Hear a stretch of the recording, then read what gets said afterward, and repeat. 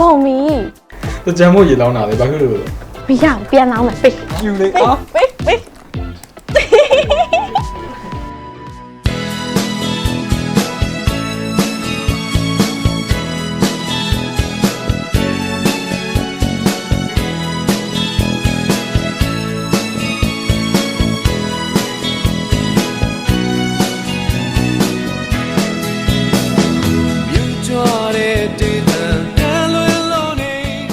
ပြင်မာနေရမ်းပူတယ်ဒီနေ့ကိုတို့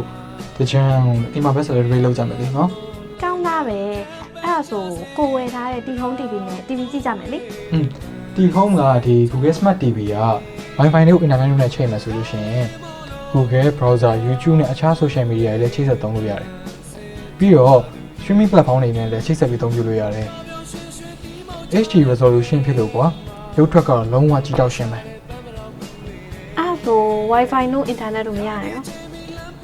Wi-Fi တို့ internet တို့မရရင်အခြား digital TV လိုပဲပေါ့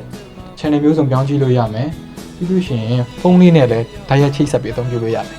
ကဲဘာလို့သိလို့ မိုက်တယ်နော်အဲ့ဒါဆိုအခုပဲ TV ကြည့်ကြမယ်လေ ကြည့်မယ်နော်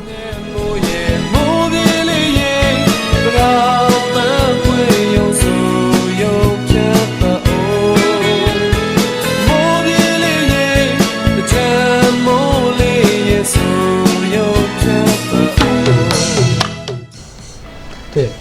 ကိုနှစ်တက်ရောက်ပြီဆိုတော့အိမ်မှာတန်ရှင်းလေးပဲလောက်အောင်လေ ကောင်းသားပဲ လုပ်ရမယ်လေနော်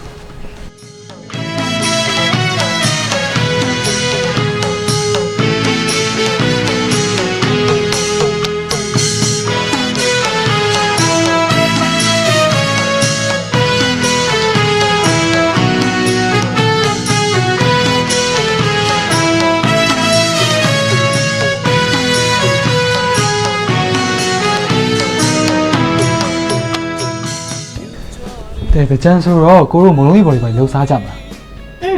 ကောင်းသားပဲအဲ့ဆို T-Home ရဲ့ကင်ပြုတ်ကြော